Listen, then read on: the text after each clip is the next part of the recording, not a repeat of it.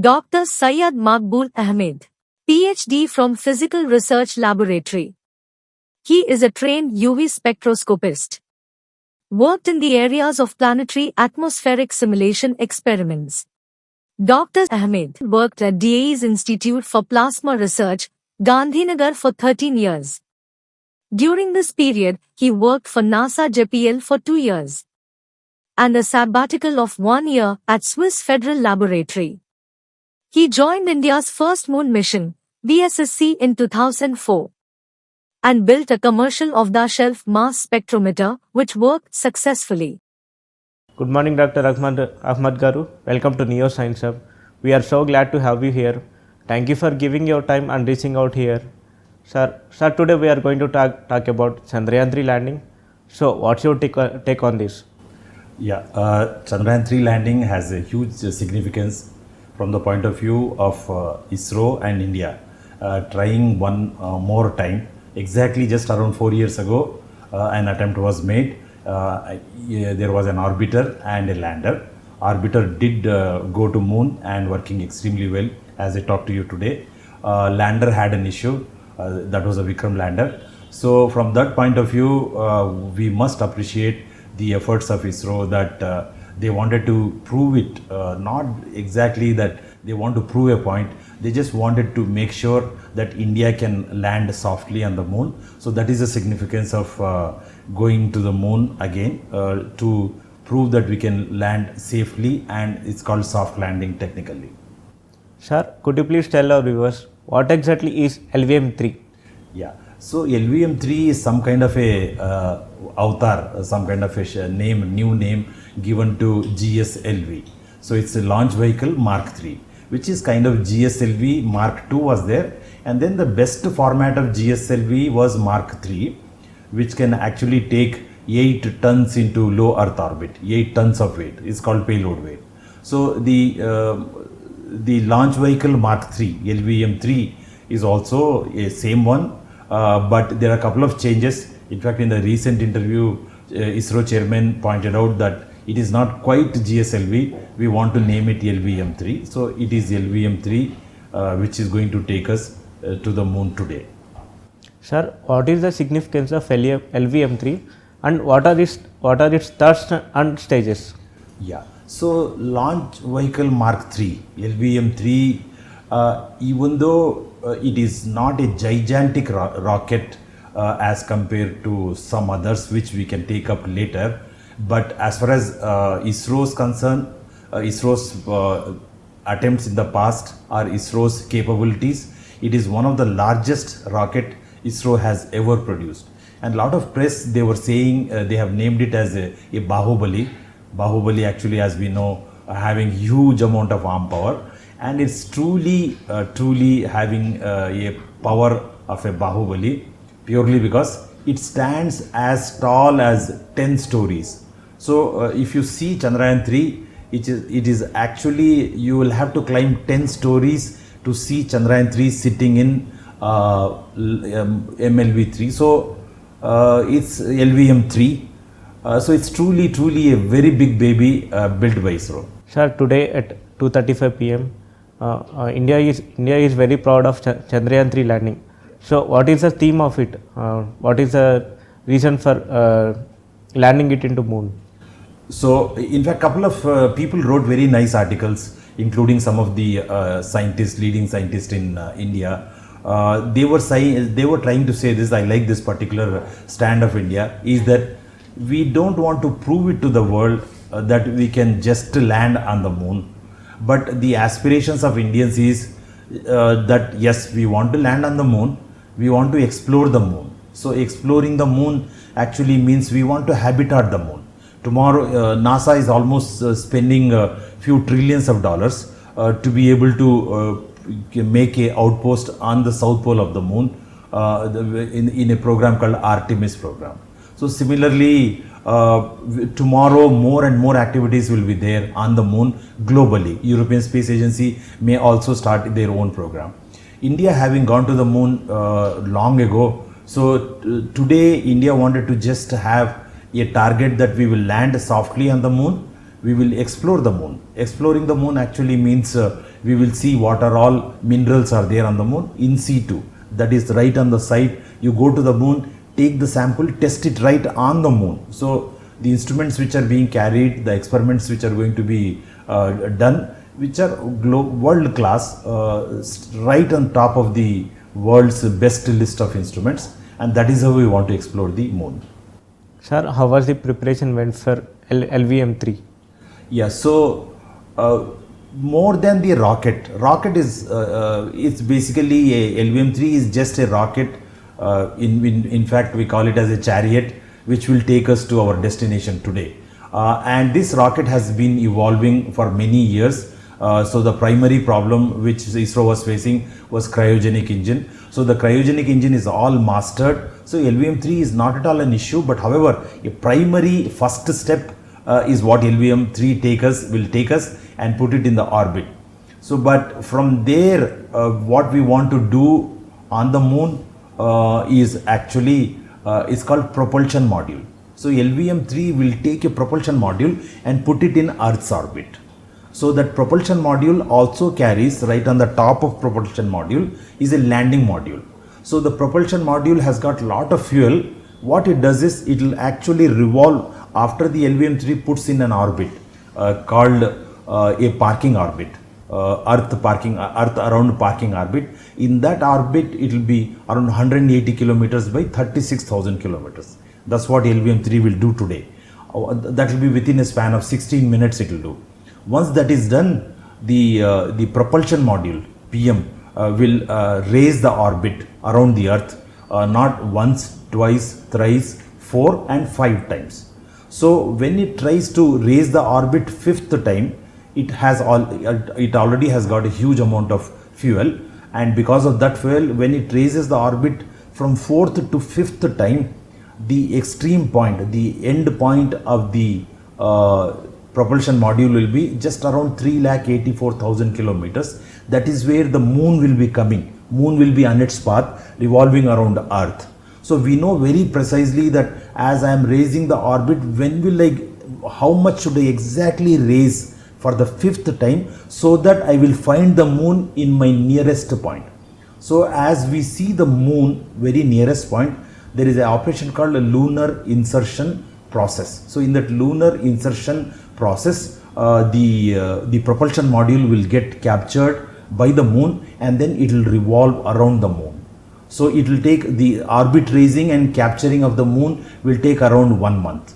So if we are going today, that is 14th of July, so we will almost in 1 month will be reaching. So in another 1 week or 2 weeks time, we will around the moon. The orbit may not be a very proper orbit, so we'll try to correct that orbit. So it will be a polar orbit around the moon. So it may be maybe let's say 500 kilometers by few thousand kilometers. So we'll shrink the orbit 100 kilometers by 100 kilometers polar orbit. Then we will plan to land once we reach, and that is going to happen just around 23rd August or 23rd to 25th August. That is next month. That was accurate explanation, sir. Very nice of you. And we can compare LVM3 with other rockets. Yeah. So just because today is a rocket day, yes. So we can just say that LVM3 has got a very special place in the world. Earlier, it was our ambition to actually take lot of satellites into geosynchronous orbit. Geosynchronous orbit is 36,000 kilometers around Earth. So if I take a satellite and put it in geosynchronous orbit, that will do lot of wonders. That is the main market. That is how our communications, our telephones, everything, our TV, everything is working. Because if I place an satellite in 36,000 kilometers, Earth rotates on its own axis in that orbit, which is a stable speed which my satellite can get. So my satellite will also be revolving around the Earth with the same speed at which the Earth is rotating. So because of that, very nicely that satellite will be just in front of Earth. So I can uplink the data into the satellite and then downlink the data.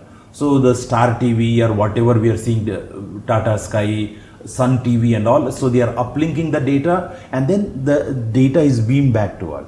So that is called geosynchronous orbit.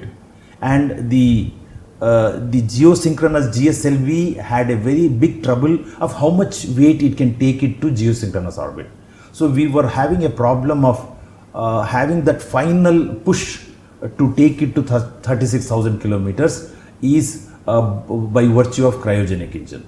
So normally, as we were discussing, we have in LVM3 we have a solid propellant in the beginning, right in the beginning, and then the first stage, that is called second stage, is a liquid propulsion. Third one is a cryogenic propulsion. So the cryogenic propulsion, importance of that is it has a very efficient way where you have liquid oxygen, liquid hydrogen, and that is what gives that final push into 36,000 kilometers of orbit.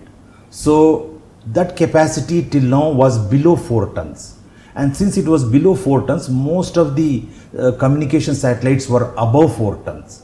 Now that is where GSLV Mark III or Launch Vehicle Mark III, LVM3, is going to have a very big name, purely because it can take more than 4 tons. It can take 6 tons now. That 6 tons capacity is huge, because most of the communication satellites, few communication satellites will go up to 10 tons also, but this particular crossing over 4 tons is very important. Now if we compare, you asked me a question about comparison of LVM3 with other rockets. So there are 2 rockets which are very famous. In fact, there was few more in the past. Maybe no point in discussing about every rocket. So the European Space Agency has Ariane rocket, very famous, very stable, very well known. Similarly, US also had, right from its Apollo program, the Saturn set of rockets. Now in today's world, as I speak to you, there are 2 rockets which are very famous, and which are the ones which are very gigantic rockets are these. One is Space Launch Systems, SLS, which is developed by NASA, and this SLS is taking all the NASA experiments, that Artemis experiments, including humans, to the moon, SLS. The other one, recently we heard about it, is about Starship rocket. So Starship is another gigantic, very big rocket built by SpaceX. So the credit of Starship goes to Elon Musk, and Elon Musk, as he declared that before he dies, he will place humans on planet Mars. I think the Starship is almost his chariot. In Telugu we call Ratham. So that chariot will take us to planet Mars tomorrow. Now let us just compare. I just like to give final few sentences about the comparison, as you asked. So let's talk about a very famous plane called the Boeing 747. Boeing 747, when it takes off, it needs so much of thrust that so much of weight it should take off. 747, we are all traveling, we travel Boeing. When we want to go from India to Europe or to US, we use Boeing 747, very famous. There are other planes also, but a standard comparison we can make, Boeing 747, whose thrust to take off from the ground is around 275 kilonewtons. Now if you see the LVM3's thrust, let's compare the first stage thrust, which is important, because that is when this 10 stories building has to lift and go into the space. So it has a thrust called 5150 kilonewtons. So if I divide 5150 kilonewtons by 275 kilonewtons, I get a number roughly around 19. So the lifting power of LVM3 is almost 19 times the power of the Boeing 747. So Boeing 19 of those aeroplanes, whatever weight they can take up, that is the capacity of Launch Vehicle Mark III. And compared to the SLS and Starship, they are roughly more than 10 times, or around 8 to 10 times compared to LVM3. So the thrust plays a very big role, because as the capacity to lift goes up, any small change in the avionics, they call, and the way the thrust is produced, the thrust has to be produced very uniformly to be able to push this rocket into the space. So any small mistake if you make, like in the case of Starship, they had, if I am not mistaken, I don't really exactly remember, Raptor engines. So they had 29 Raptor engines just beneath the Starship to lift that gigantic huge rocket into the space. It could not actually go. It crossed the atmosphere. The recent launch of SpaceX of Starship, which Elon Musk wants to give it to NASA for taking humans to the space for the Artemis program. So there's a huge, that's why we all call it as a rocket science. Rocket science is truly a very difficult task for lifting such a huge weight and taking it into the atmosphere. Well explained, sir. What are the reasons for Chandrayaan to failure, sir? Could you please elaborate to our viewers? Okay, so in a recent interview, the chairman of ISRO, S. Somnath, has given a fabulous, very excellent explanation about what all could have gone wrong and what are the signatures they got. So very candidly, very nicely he has explained. So I've just put up a write-up on my LinkedIn post, and I really appreciate the way the chairman has really shared all the details with people. And at the same time, in the same interview, he also said that how he is going to overcome today rather, not tomorrow, today as we go for the moon. So the problem there as per him is the following.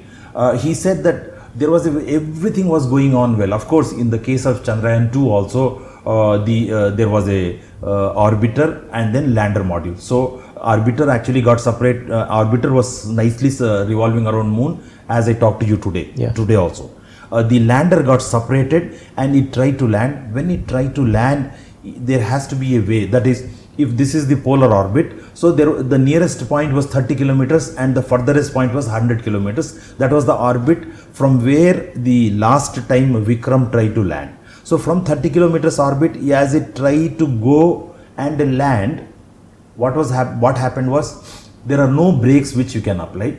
So the very intelligent way of applying brakes was firing the some kind of a liquid apogee motor from opposite side. So these are called retarding engines. So if you fire, see, if I am going this way, so if I actually fire on the other side, basically what it does is it will try to apply the brake. It will try to reduce the velocity. That's why it's called retarding engines. So when they try, so as I'm trying to come down, if I fire from the bottom, it will try to go up, whereas I already have a forward velocity. So I have a forward velocity with which I am continuously trying to go and hit the lunar south pole. Now by firing towards the bottom only, it will try to give, it's called retarding engines, it will try to stop the forward velocity. So in that process, in yesterday's explanation, 2 days, on 10th July, the explanation was given. He said that the retarding firing of those engines was given some X amount of thrust was generated, and hence it was slowing down. How much it was slowing down? A nice number, the numbers are roughly known to us. Around 6,000 kilometers per hour is the speed with which the Vikram was heading to South Pole. 6,000 kilometers per hour. No, nothing on earth will go with that speed. The fastest fighter aircraft may reach 2,300, 2,500 kilometers per hour. So almost 3 times the fastest fighter aircraft, the Vikram was heading towards South Pole. Now that is the speed you have to stop by firing the in the direction, opposite direction, that is right towards the surface of the moon, so that it will get that reverse push or reverse this thing, and the forward speed will go down, and hence the retarding engine. So when they try to reduce the speed from 6,000 kilometers per hour, they have to bring it down to 0 kilometer per hour. Then only you can reach a position called hovering. If let's say I'm jumping, I want to jump from 10th floor. So the gravity will pull me, and I can find out the acceleration because of which I fall, which is the acceleration due to gravity of Earth. So if I want to stop myself, if I have you might have seen that lot of people are actually they are on the lake there is some kind of a engine which is firing and they are floating in the air. So that is happening purely because they are defying the gravity by firing those retarding, that is not quite retarding, that is fighting against the gravity. Same thing in the case of Vikram lander, when they were trying to fire and stop, the engines were firing little more than as per their expectations. So when the Vikram lander went almost 2 kilometers above and they wanted to take a lot of very high resolution pictures, and when they tried to stabilize the Vikram lander, they realized that the speed, the thrust which was generated by the retarding engines was all along in that, I don't know, it lasted for maybe 8 minutes, 7, 8 minutes, 10 minutes. It was firing very, very heavily, and hence it was not stabilizing very nicely. But there was a sequence, there is a program sequence, there is a sequence in which there is an algorithm, a software program which will say that if this happens this way, try to control this, and if something else happens, try to stabilize it, and eventually you take it to the spot where you want to land. So that was a program, that was a sequence. In that sequence, as the program realized that the thrust is too much to stabilize, but still it will continuously try to guide it and take it into a spot where it was to land, which is half kilometer by half kilometer. So when they tried to go, the program did a fabulous job by taking it right there. Only problem it happened was the velocity with which it reached was larger, and hence it collided.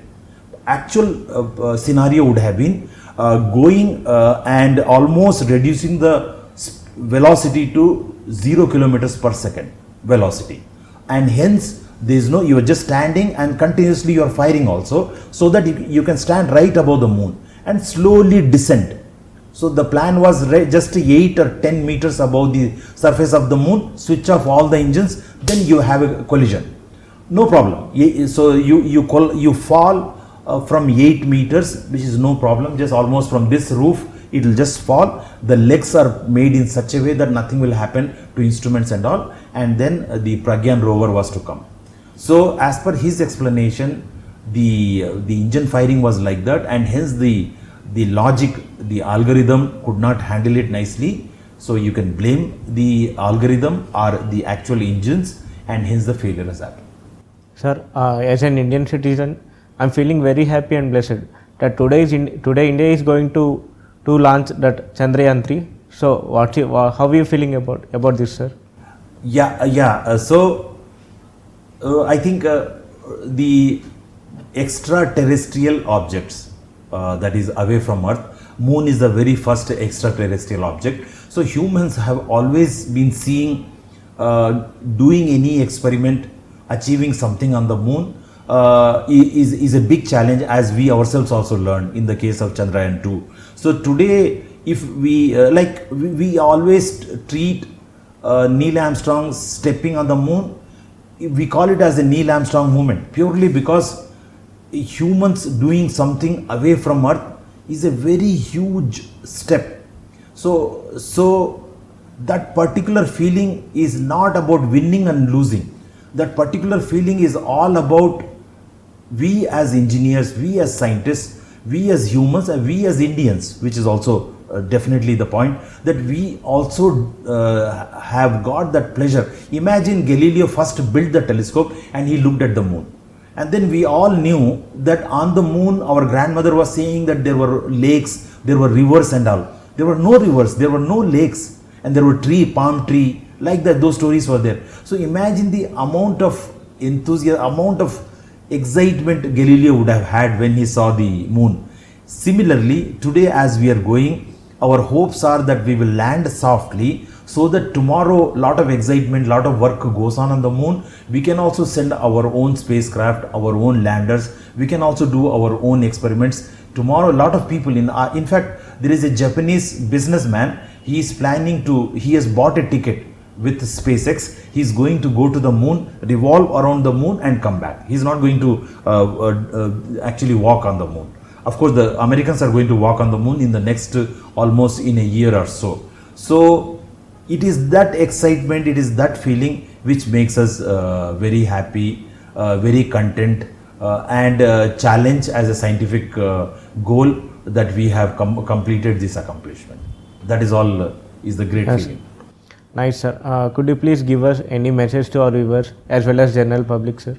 Yeah, so I was part of the Indian moon mission first, Chandrayaan 1.